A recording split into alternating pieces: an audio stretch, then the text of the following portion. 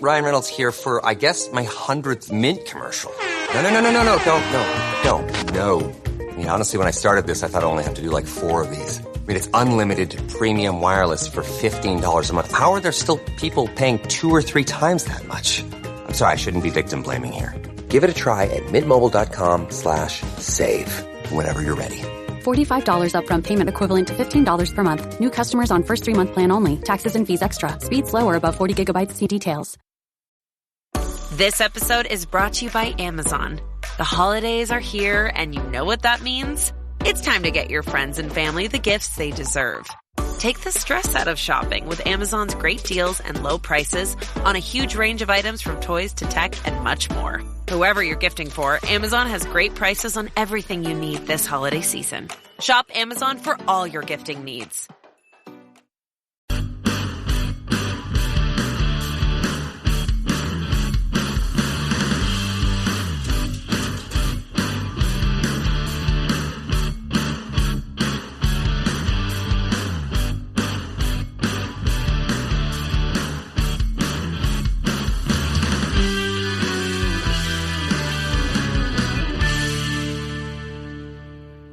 All right. Welcome back. It's Fit Nation. All right. Welcome back to the Misfit Nation. If you're feeling overwhelmed or floating towards the darkness, do not hesitate to phone a friend. If you are embarrassed that you are having a difficult time, then call the Veteran Crisis Line at 1-800-273-8255 and press option 1. Again, that's 1-800-273-8255, option 1. As we have told you many times over the last year, do not make a permanent solution to a temporary problem. If you're new, thanks for joining us, and be sure to subscribe to our show on your favorite podcast apps. And of course, subscribe to our YouTube channel, _Misfit Nation. It's _Misfit Nation. So you'll stay up to date on all our episodes as they're released, while also having the opportunity of getting to hear the stories of our amazing guests. Speaking of which, our next guest is an author of The Needs Languages, a personality communication model, communication. She holds a master's in psychology and is a volunteer around disability issues, and is also a huge on disability equality. So without further ado, let's welcome to the Misfit Nation, Ms. Nicole Shir. Hello, thank you for having me, Rich. I appreciate it. This is going to be an interesting talk. A nice little chat we'll have here. So if you're ready, if you want to introduce yourself to the Misfit Nation, tell us about you from as far back as you want to go to how we got to where we are now. Well, I don't want to go as far back as the womb, I'll tell you that. Well, if you do, I'll have to add some time on here probably. I don't know, that's 50 years back. That's a lot to remember. Might need some flashcards. Oh yeah. Well, that'd be asking my parents, and when they start getting up there, they start forgetting, or they might make up some stories that you would be embarrassed about. Definitely. So I just to let you know, I did do my undergrad in one of those undergrads that you could go like to medical, I did business, and then I did conflict resolution.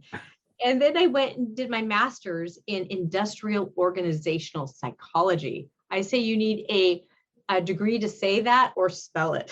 That's big, yeah. So you abbreviated psychology, which I was like, that you were probably smart in saying that, but a lot of times I'll say IO. I don't have to worry about my spelling, and my spelling is notorious.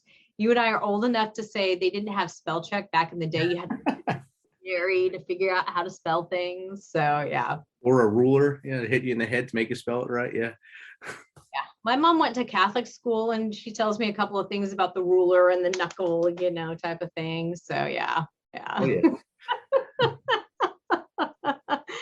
So, and what you said at the beginning is so important, that people do, really think about things. And, I am a big component for equity in disabilities, because we don't talk enough about that. And part of the reason I did develop the needs languages is because I saw with our personality models, we were not communicating with each other. Our personality models were like, here I am so amazing. And you would see they really came out of Young and Hippocrates, and nobody's going to walk up. And I don't pronounce this correctly, and so my partner was like, "You need to say a different word instead of saying, 'Hi, I'm a clifloric. Who are you?'" And are dating. Just say sanguine, so people can really understand. And you look like you do have your master's there, Nicole. But we were teaching people too much with the modern day stuff. This is who I am, but we weren't teaching you how you communicate who you are, who the other person is. What are my needs? What are your needs? And then the other thing is that I really noticed is we are not talking about the basic humanity issues in our world. So how can we talk about disabilities? Right. We don't, like, I know people who get fired for asking to go to the bathroom other than their breaks. But if you think about it, who can hold their urine for 10 minutes, for 4 hours, get a 10-minute break? I mean, what are we thinking? We need to start talking about, I like to say it is capabilities within context, abilities within context. If you don't give people the ability to do their job, and going to the bathroom is part of abilities to do your job, how are people going to do their job? And if you don't give people the ability to do their lives, how are people going to be able to do their jobs? And if we were to look at statistics, in 2015, disabilities were 1 out of every 4. That's 20%. In 2018, it raised to 25%, 1 out of every 5. And if you look at the US Labor Bureau, it's 2 to 3 times higher unemployment rate for people with disabilities. So if we can't talk about in our society, we can't give people the ability to go to the bathroom and talk about things like that. And I'm going to get this is going to get a little comfortable for men sometimes. We can't even as women have breaks to go change with menstruation and talk about those kinds of things in the workplace. We're in the workplace, we're women, we have to talk about maternity, menstruation, and menopause. And we can't talk about normality things. How are we going to talk about disability issues and give people reasonable accommodation? No wonder we have a 2 to 3 times higher unemployment rate.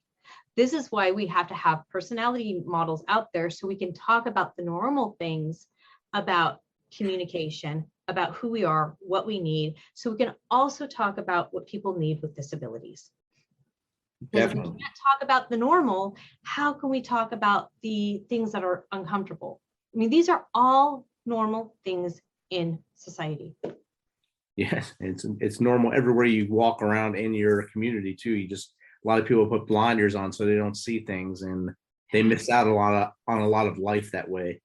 A few weeks ago, I had a guest on here, 2 guests, Mark and John Cronin from John's Crazy Socks, and they're huge advocates for those who are ability challenged or have disabilities, and they hire, I think, more than 50% of their staff is actually people with disabilities, and it's amazing what they're doing at the Crazy Socks brand there.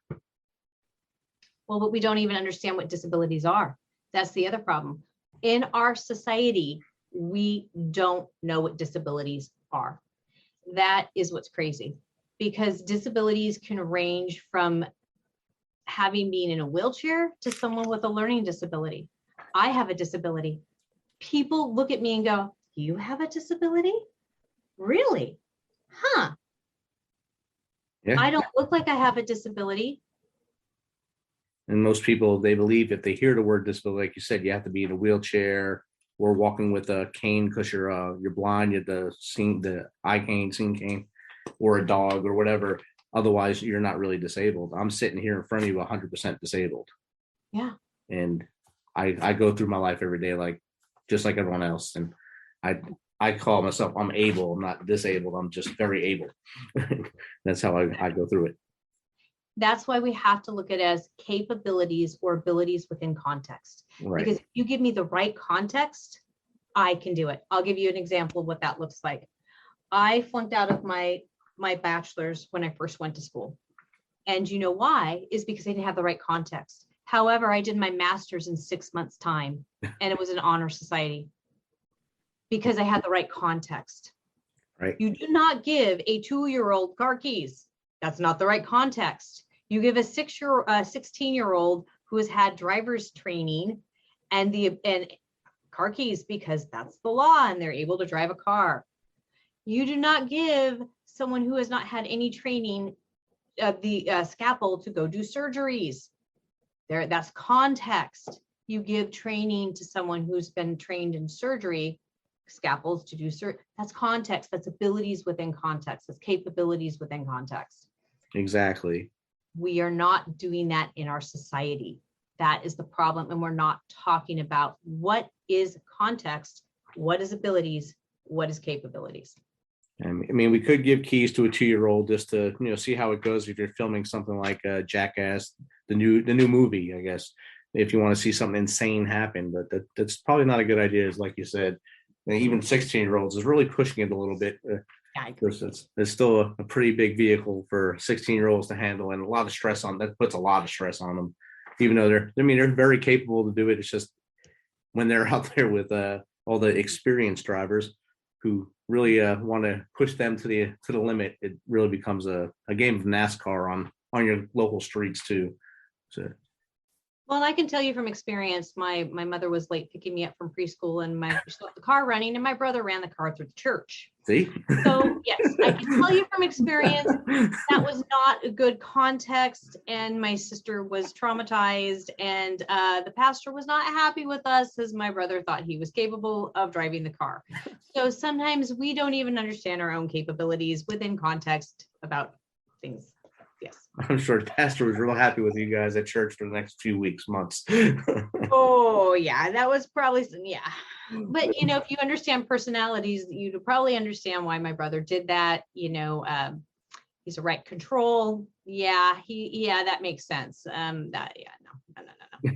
So, and these are things we need to talk about, and we're not talking about not leaving your car running with a 2-year-old. That's the right control. You did it. Yes, that's the context. This is what we're going to go into. Disability equity. Now we're talking about a 2-year-old giving them car keys with the car running, not to drive it through church. Getting the car blessed. That's all he was trying to do. Get the car blessed at that time, and it was holy at that point. Yes. Once it went through the door, it became holy. Yes. That poor pastor. Oh my gosh. I'm sure he had a lot to pray about that night. Well, we still pray about. Well, we did a lot with my younger brother. Now he's got kids, so it's like I don't know who to pray for more, my brother or those kids. When the payback comes now. I stay away so I don't get payback. Nice. Sometimes you say, I hope you have kids like you'll get the payback. Sometimes right. You go, I'm a family member, I'll get payback too. So in context and payback, of course, let's talk a little bit about your book. Where did the needs language come from? Oh my gosh. Well, I think it came over years of just life. Okay. I'm very fortunate in some aspects. I've had a lot of people go, this is fortunate. I had a lot of trauma. I grew up in a family where my mom is a control right. I'm an important value. Those languages do not cross. They have nothing in common. You need to have like something where there's a similarity. I would need to have someone in my life who's a value or an important to be able to communicate. There's only 4. There's right, value, control, and important. And so there was no one, and you have to also agree in it too. So if I have someone who's who's never letting me have any importance speak, then my importance always is getting silenced. And so then that also plays a factor. So I grew up where I was, and there was a lot of other factors. There was a lot of silencing, also a lot of abuse. And then I had a disability on top of it. And then I also grew up with an aunt who had a seeing disability. She didn't have enough oxygen to her brain. And that was back in the day. I was born between the civil rights movement and between the ADA passing. So there's a big history in between the civil rights movement. A lot of people don't realize. They all think, oh, that was for African Americans. No, it was also for people with disabilities. Martin Luther King did some amazing things. And I'm so grateful for what he did for the disability community. We do not thank him enough for what he did for the disability community. If you saw, thank you for what you did for the disability community. But the problem is that Gen X in that era did not get the full benefits, because in 1990, when the ADA passed, there was still a lot that happened to us. And a lot of us in Gen X had issues with the Vietnam War, and we had parents who came back from the Vietnam War and did not get the support they needed and were severely traumatized, and through that traumatized their children. Yes. And we don't talk about that. And my biological father already had some issues when he went into the war, and he did not get the help he needed. And so there were some other issues that came up because of that. And then he had some serious PTSD. And then on top of that, in the 50s, they didn't have the help that they had for people like my aunt who had this disability. And so there were some serious challenges. However, she became the governor of our state, had a child similar to my aunt, and she created homes for people like my aunt.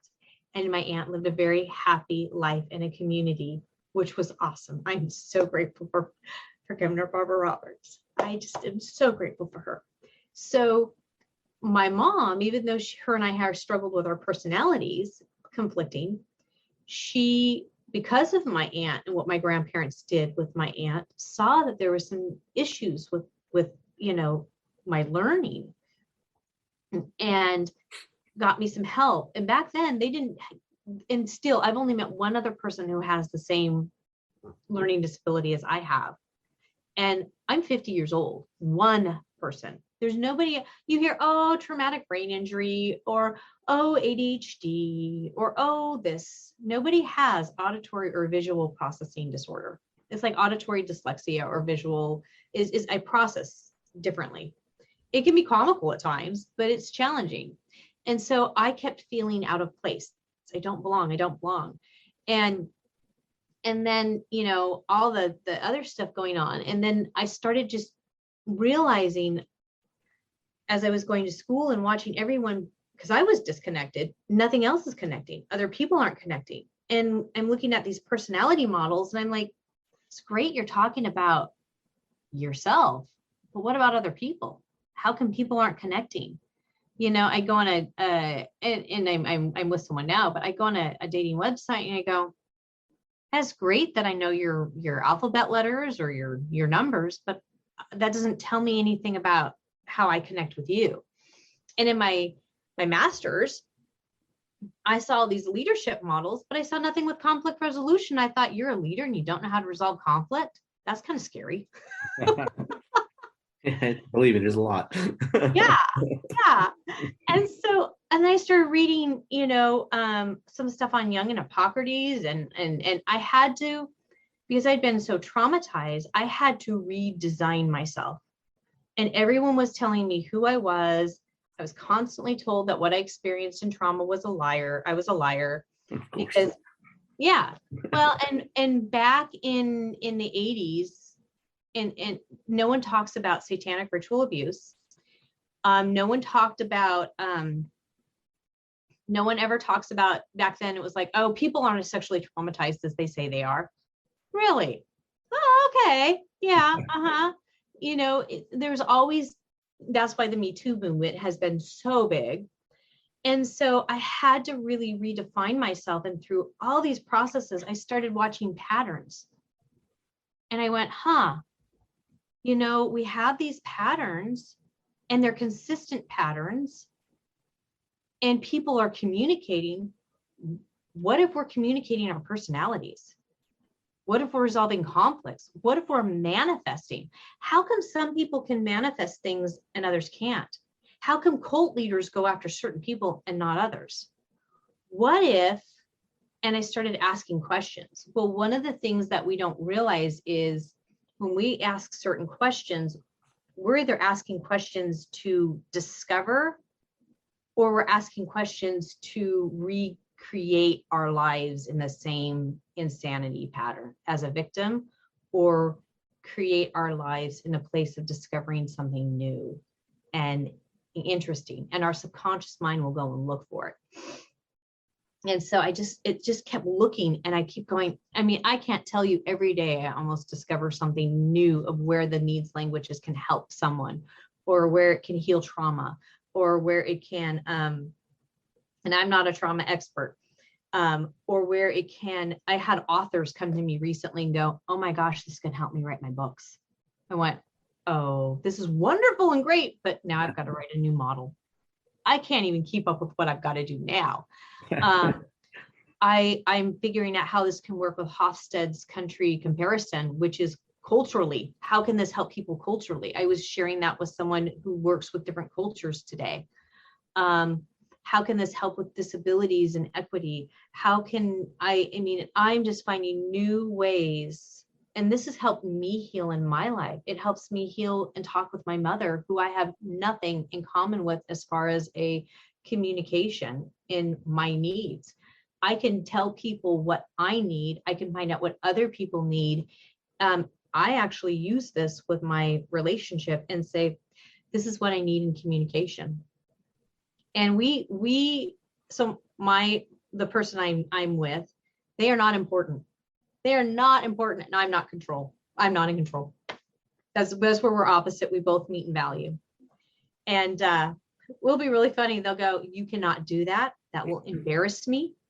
That I'm in control. Please don't. And I can go, okay, I won't. And I can say, you're being a little controlling right now. Could you please tone it down?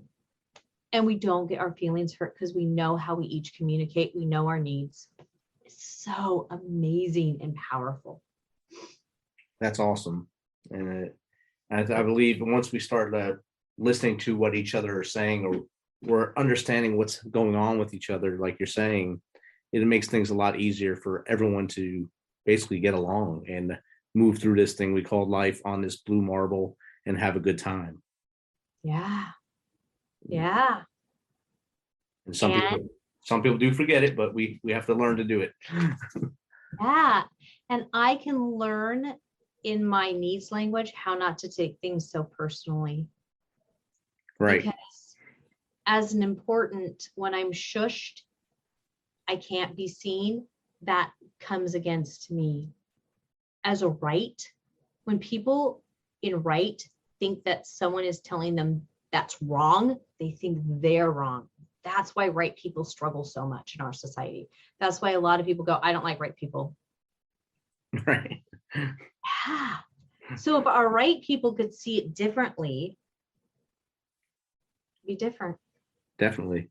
And we need our right people. Oh my gosh, I love right people that are balanced. It's about being balanced within yourself so you can have belonging. Right. And understanding your place within that and how you can share what you have with others along the way to make everyone find that same balance. Yeah. Do you believe this can help anyone, or do you have to be committed to it for it to help? I think what you need to be is, it needs to be a place where you have to be, it's more of a place of, it's a place of openness. It's a place of that you have to be, I believe it's really, am I open? Am I open to trying? Am I open to listening? Am I open to seeing that this is am I open to trying? It really has to be an openness, because it's like food. If you put a plate of food in front of me and it can be there and it could smell amazing, but if I don't taste it and try it, and if it doesn't work, that's okay. There's so many modalities out there. I recently was watching someone else's modality and I thought, oh my gosh, this supports mine. It works with me. Oh, that's great. We need to work together. If Right. mine doesn't work for you and you find that another one works for you, great. Find something that works for you. That's awesome. And how does someone find your book? I'm on Amazon. I also have a website called The 7 Candles. So it's under Nicole Shir, The Needs Language. I have 3 booklets. I have one for dating, I have one for parents, and I have one for romantic relationships. That one's going to be a little fun. I have a chapter in there called about menopause, because nobody really wants to go through the change. So don't change your partner, because I don't know about you, Rich, but I don't think you want to go through menopause and try and change that way, do you? I don't know, not at all. I don't think so. So I'm not going to try and force change on you and try and make you go through the change. Thank you. You're welcome. It makes me feel good inside. Well, thank you very much, because guess what? I'm going to have to go through menopause. So I have to go through the change. That's just not fair. Well, I'll send you good vibes during it. Oh, wow. Thanks. I don't know if that'll help, but Thanks for not sending me. You're not going to send me a fan? Just a good fan vibes? that might be too helpful. You don't want all that right away. As you're going through your ebbs and flows all day. Yeah. Well, that's what it is. It's called the change, and nobody really wants to be, go through the force, that hot, that's why we said it that way. But that's the way the cookie crumbles. But I did that because I figured we can relate changing our partners to like hot flashes, and kind of it'll remind you not to try and change your partner, because nobody wants to try and change that way.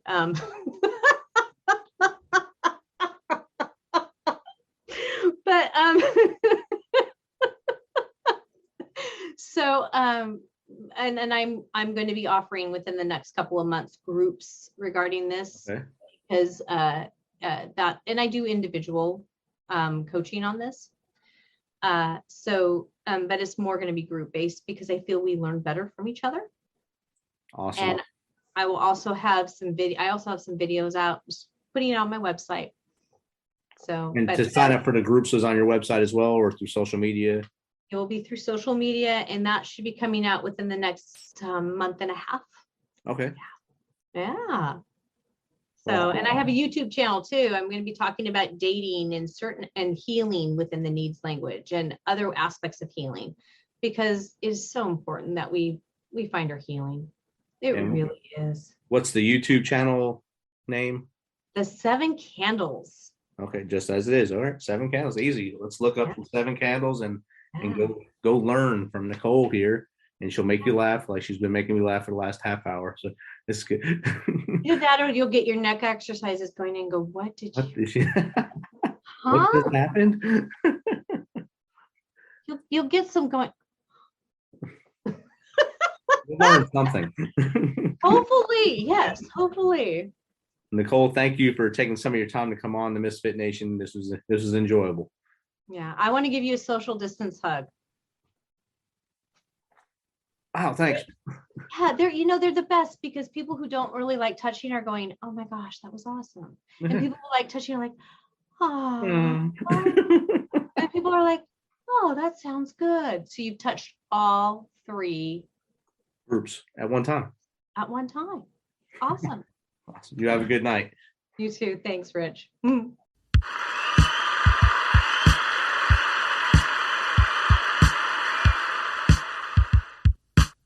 You know how we do this.